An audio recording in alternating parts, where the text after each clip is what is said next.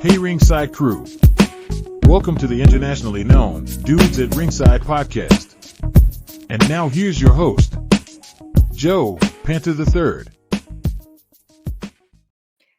Hello there, wrestling fans, and welcome to another episode, as my AI friend would say, the internationally known Dudes at Ringside podcast. I'm your host, Joe Panther the Third, as that AI person. AI, oh no! So I have a Australian wrestler today that she's doing awesome things over there in Australia. They're the axe. Kayfabe always broken. So the axe. Introduce yourself to my American friends. Hey, I'm Massacre. I'm Australian wrestler from South Australia. I wrestle at Wrestle Rampage, and I have been wrestling for about 2 years now. And yeah, going strong. Awesome. So who trained you?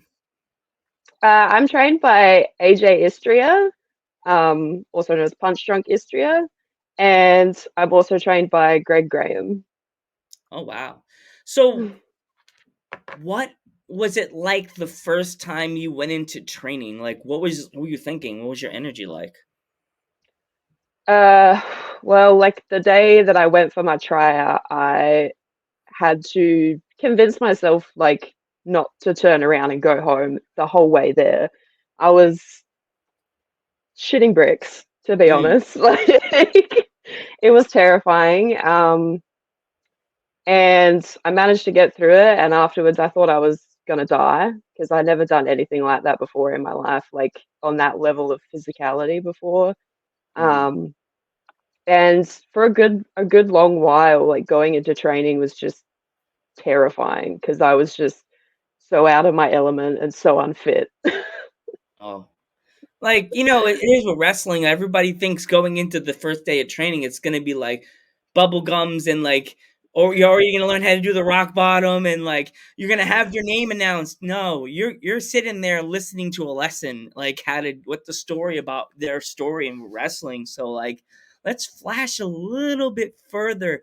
Like when you were doing your training, like what was the toughest part of the training? Like what was your toughest moment?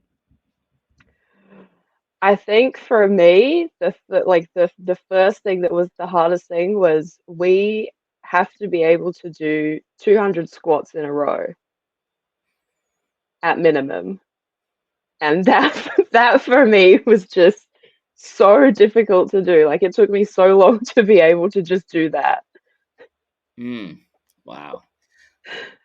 Wow. So like let's flash a little forward. What was your energy like the first time you like stepped through the curtain for your very first match? Um, I mean, obviously nervous. I think anyone would be nervous debuting, but I was just so excited to be out there. Um, like I got to go out in a tag team match with a bunch of already pretty well-known wrestlers, so I was like really grateful to have them by my side to kind of like guide me through everything. But I just really wanted to prove to everyone that I was like, I can do this. Like this is what I'm meant to be doing. Awesome. So is there any wrestlers like in Australia or abroad that you've been like seeing on like YouTube or like Instagram that you like been really wanting to like wrestle but you haven't had the opportunity to do that yet? I mean, really just a lot of the female wrestlers in Australia are on my bucket list first because we've got such a great pool of talent here, and I'm just like dying to get into that and fight everyone. Um, and then after that, kind of make my way overseas or like have overseas people come here and fight me. Um, yeah, I'm not too well versed in the indie scenes overseas. Um, but yeah, definitely the Australian scene. I'm like so into that and so ready to go. Mhm.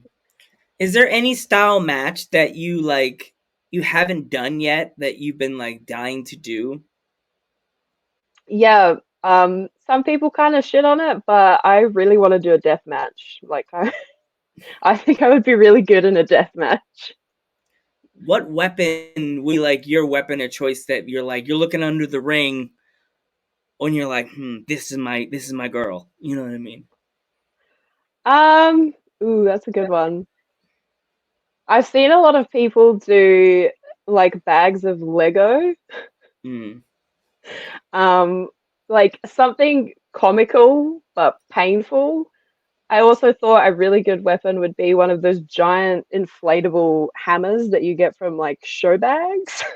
Oh, And just go what? around and smack everyone with it. Oh God! Like when you go to the fairs, that big Yeah, hammer that goes. Ding, ding. Oh yeah, my yeah. God! I could see you. Oh my gosh! I could see you doing this. Remember this when you start doing your first death match. Pull out the panther, the panther hammer at the end of the hammer. Put some glue backstage in the circular position, like the blue sticks, and put Mm. tacks at the end of it. Oh, yes, that's a great idea. The panther hammer. There you go. Remember this? Remember this, Ringside Crew? And when she does her first death match, that's my idea. Like I said, the Panther Someone's Hammer. gonna someone's gonna die from that. You gotta think of the most annoying hammer you could find at a fair. Like with the has the whistle and it goes bloop bloop bloop. Like but it hits you like Yep. shards of skin flying off. Oh. Oh I my was god. at a show. I was at a show in Pennsylvania, and they did like a no limits match, and it was like a triple trios match. And the one guy was hardcore; he's a deathmatch wrestler. He had a bat with like the explosives on it, and I was sitting ringside making my video, and he did the spot. He smashed the guy in the bat. The bat exploded, boom, and everybody was moving away because he seen the shards flying in the air, and I'm just like typical fan watching it. And I felt something hit my leg, but I just like smacked it, and I didn't even realize what it was. My dad ran to go get on the phone. All of a sudden, long story short, I ran because the guy came over the barricade with the wrestler. He slammed the guy on my dad's chair. The chair broke flat, and then I heard pop from underneath him. I was like, "This." There was a fucking popper under the chair. Oh my god. Yeah, I was like, "Did I almost get killed? Good thing I didn't do this." And like squeeze down on my pants or like push it and it went into my sock or something, I would have been like, yeah, running around like Steve from American Dad. Oh my god, embarrassed myself. Could almost lost a spot on my leg. Jeez. Would have been over 8 lives. No, 6 because I've done a lot of dumb shit. So,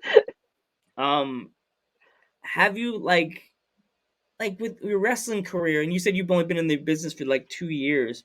Have you seen like any like young wrestlers just starting out and like try to grab them to the side and show them something they did wrong, or like is that like is your two with the 2 years you've been in the business so far? Is it like too soon to do that stuff? Well, I've been training for 4 years, but I've been on shows for 2 years. But I tend to find that where I am at Rampage, I'm like I'm the oldest female there in terms of training years. So I do kind of try to take the younger girls under my wing a bit, but not too much because I don't want to be like overbearing or anything. But I definitely try to help them out a bit because as a female, it's a whole different thing when you're learning how to wrestle from what the dudes do. Like, obviously, we all train the same, but we face different kind of struggles and different obstacles. So I do kind of try to help them out a bit. And we all are a very close knit group of friends as well. Awesome. So, um, is there anywhere like any like is there? You said you wanted to travel over to the states before we started recording. Is there any Mm. in particular that you would like to wrestle in the states that you're like, I gotta go there. I honestly have no idea at this point. Like, I'm just happy to go wherever will have me, to be honest. Mm. I get that. Some people are just like they know where they want to go and stuff like that. So, Yeah. Axe, do you collect anything? Yeah, I collect a lot of stuff. At the moment, my biggest thing is I collect VHS tapes. Ooh. What is like your coolest VHS tape? Kids are watching this if you're young. VHS tape is what was the shit, man. Like, what's your favorite one out of all of them? Ooh, that's a hard question. I'm just looking at them. I think maybe, ooh, There we go.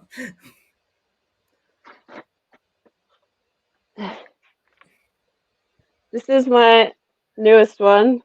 Ooh, I'm trying to see the So shine. there you go. Oh wow.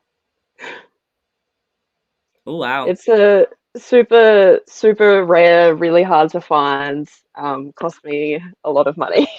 Oh wow. Do you have by chance the movie that I was talking about at work that the kids all looked at me confused and they typed it all in their little iPhones? Do you have Weekend at Bernie's in that collection? I don't. I haven't been able to find it. Really? I It's love yeah, Weekend at it's Bernie's. me too. I haven't watched it in a long time, but I Bernie, reference it all the time, and no one knows what I'm talking about. air high five! Yay!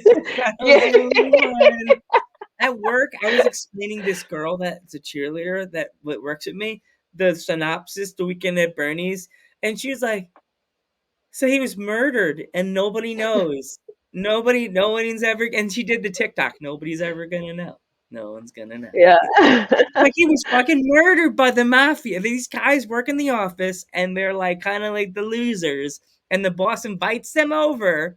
And before they get there, the boss gets whacked by a syringe in the back of the neck. And they have a big party, typical our generation, have a big fucking party in somebody else's house. And none of these other locals are like, they don't know. Like, how? And then there was a sequel, Weekend at Bernie's 2, with that one even made me laugh even harder. Like, oh my god. It's just the dumbest premise, and I love Yes, I it. heard rumors that they're trying to do another one. I heard they're gonna try to do another Weekend at Bernie's.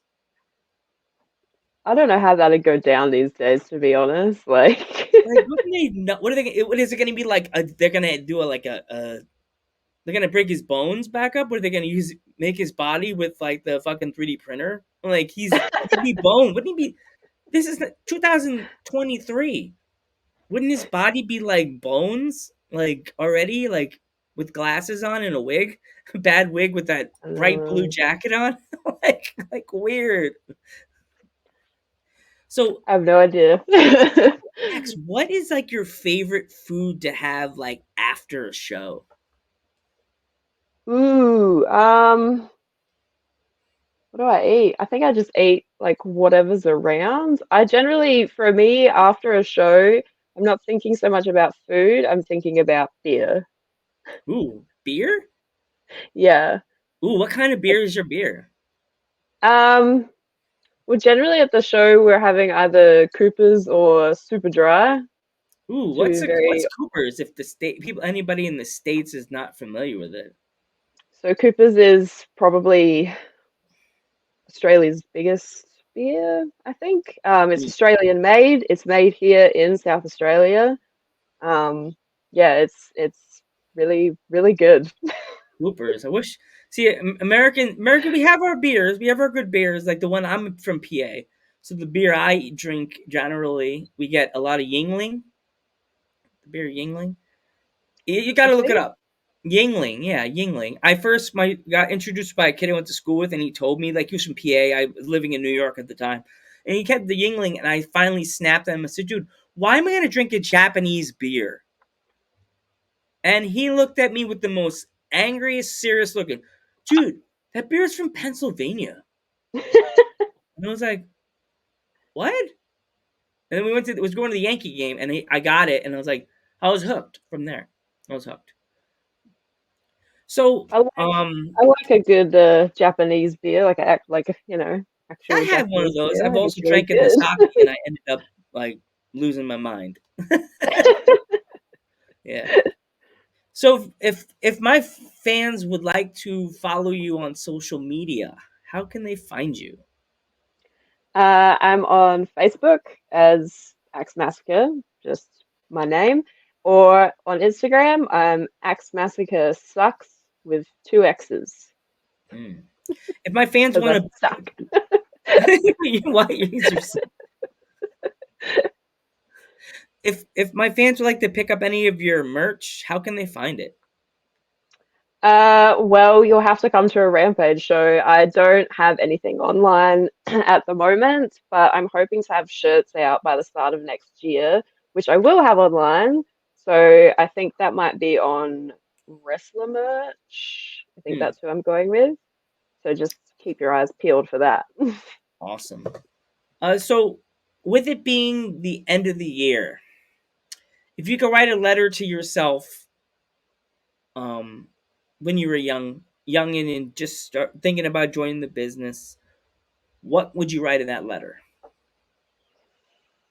Lower your expectations. Um,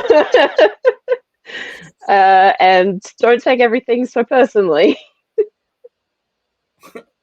Okay. Okay. That's pretty much it.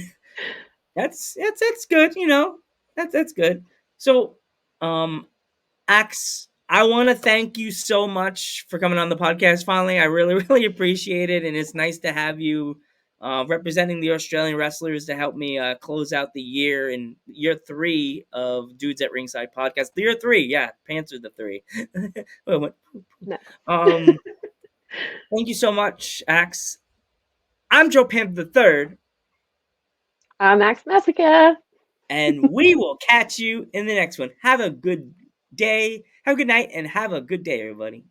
Do that again.